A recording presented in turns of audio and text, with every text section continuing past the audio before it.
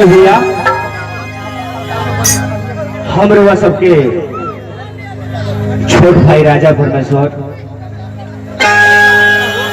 आज बहुत ही खुशी के बात बा कि आज रउआ सबके बीच देवभैया झखरा बाजार के पावन धरती पर आवे के मौका मिलल। ऐसे बड़ा खुशी और क्या हो सके।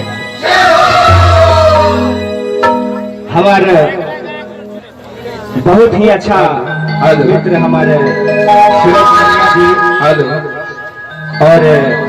मेरे बहुत ही प्यारे हमारे खेसारी जी, इसके पहले हमारे खेसारी जी हमारा बहुत ही साथ दिए थे और यहाँ भी हमारा प्रोग्राम हुआ था। और हमारे प्रिंस जी जिनका कोचिंग भी चलता है, तो जितने भी हमारे दोस्त हैं वो एक बार जो है सेवा का मौका दे प्रिंस जी को। हेलो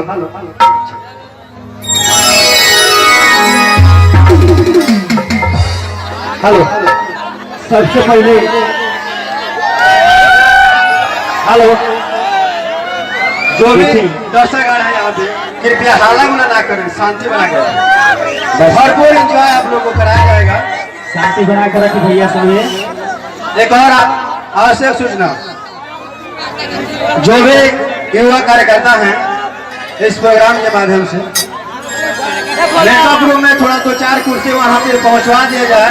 जो भी सिंगर हमारे आए हैं उनको बैठने के लिए मेकअप रूम में थोड़ा उनको व्यवस्था कर दिया जाए 2-4 कुर्सी का।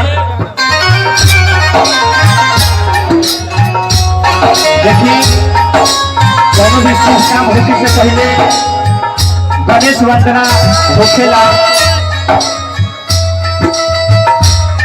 हेलो विशाल जी, थोड़ा 2-4 कुर्सी का व्यवस्था करा दो। दोनों भी शुभ काम होने से पहले गणेश वंदना होखेला भैया। तो आई सबसे पहले गणेश वंदना से शुरू कर जाओ और कहल बा भैया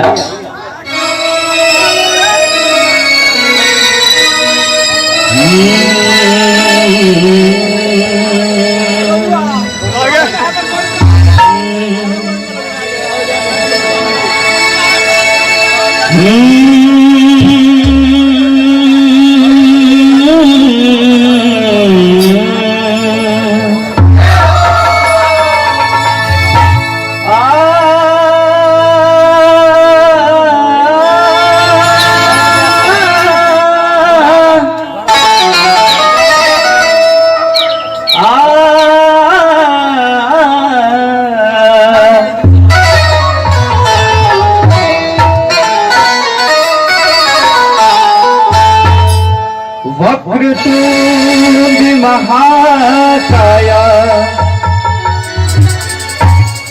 सूर्यकोटि समप्रभा निर्विघ्नं कुरु मे देवा सर्वकार्येषु सर्वदा।